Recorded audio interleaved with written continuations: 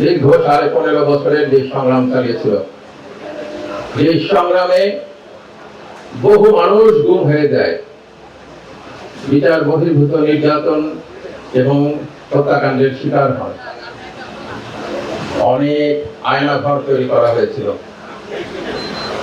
সেই লম্বা সংগ্রামের একটা পর্যায়ে যখন বাংলাদেশের তরুণ সমাজ, ছাত্ররা বৈষম্যের বিরুদ্ধে রাস্তায় নেমে আসে এবং সারা দেশের মানুষকে ঐক্যবদ্ধ করে, তখন সেই 36 দিনের অগ্নিঝরা পথ পেরিয়ে অগাস্টের 5 তারিখে বিজয় এসেছিল। আমরা সেই শহীদদের স্মরণ করতে, আহতদের স্মরণ করতে এবং সংগ্রামী সহযোদ্ধাদের স্মরণ করতে আজকে নারায়ণগঞ্জের মাটিতে উপস্থিত হয়েছে। বন্ধুরা, আপনারা জানেন এই সরকার এটার গণঅভ্যুত্থানের মধ্যে দিয়ে আসা সরকার। 1 বছর জুলাইয়ের আমরা 36টা দিনের প্রোগ্রাম নিয়েছি। আজকে 14 তারিখ, এই দিনে যারা শহীদ হয়েছিলেন আপনারা জানেন, আমাদের বন্ধুরা। আজকে সেই অগ্নিকন্যারাও নেমে এসেছিলেন রাজপথে, তাদের প্রতিও শ্রদ্ধা জানাচ্ছি। উদ্যোগ নেওয়া হয়েছে একত্রিতভাবে গণপূর্ত মন্ত্রণালয় সহ বিভিন্ন মন্ত্রণালয়ের পক্ষ থেকে অনেকগুলো প্রোগ্রামে, এবং সেটারই অংশ হিসাবে আমরা এই স্মারক স্তম্ভ বিভিন্ন জেলায় প্রতিষ্ঠার উদ্যোগ নিয়েছি। আজকে নারায়ণগঞ্জে আপনাদের সঙ্গে মিলে সেটা আমরা স্থাপন করলাম। বিশেষ করে শহীদ পরিবারের যারা আছেন, বাবা মা এবং আত্মীয়স্বজন, তাদের নিয়ে এটা স্থাপন করলাম। গণভবনকে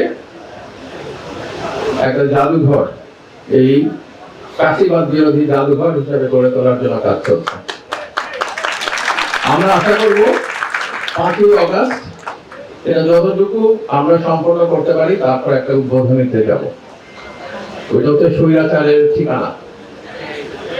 আমরা ওই ঠিকানাকে সংরক্ষণ করতে চাই, দেখাতে চাই যেখানে এই কাশিবাদ কিভাবে মানুষকে অত্যাচার করত, কিভাবে তাদের বিভিন্ন রকম পরিকল্পনা ছিল, সেটা বাংলাদেশের মানুষ এসে দেখবে।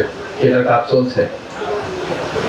আমি এই ব্যাপারে আমার গণপূর্ত মন্ত্রণালয়ের এই আর্কিটেকচারাল উইং এবং ইঞ্জিনিয়ারিং উইংকে ধন্যবাদ জানাচ্ছি তাদের কাজের জন্য। সারা দেশে এই কাজের পাশাপাশি আমরা উদ্যোগ নিয়েছি, এটা বিশেষ করে যারা অফিসার্স আছেন, গভর্নমেন্ট অফিসার্স, তারা উদ্যোগ নিয়েছেন সমস্ত কবরগুলো সংরক্ষণ করার জন্য। আমরা সেই শহীদদের কবরগুলো সংরক্ষণের জন্য ব্যবস্থা করছি। এই কাজও এগিয়ে যাচ্ছে। আমরা এই কাজগুলো শেষ করতে চাই সমস্ত এই 5ই অগাস্টের মধ্যে, জুলাইয়ের 36-এর মধ্যেই। আমরা কাজগুলো অসমাপ্ত রেখে যেতে চাই না। তবে আমাদের সংগ্রামের ধারা আমরা শেষ করতে পারবো না, সেটা আপনাদের কাছে দিয়ে যাব।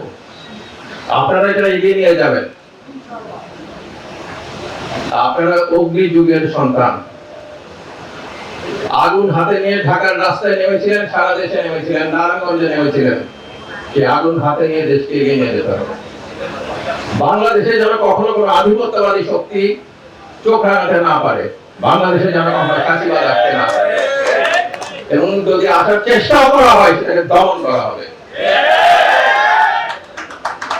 আপনাদের সবাইকে আবারও রক্তিম শুভেচ্ছা জানিয়ে এবং আগামী দিনে বাংলাদেশের স্বাধীনতার সার্বভৌমত্ব রক্ষার জন্য আহ্বান জানিয়ে এবং বাংলাদেশকে একটি সমৃদ্ধশালী রাষ্ট্র হিসেবে গড়ে তোলার জন্য একসঙ্গে কাজ করার ওয়াদাবদ্ধ হওয়ার জন্য বলে আপনাদের থেকে বিদায় নিচ্ছি।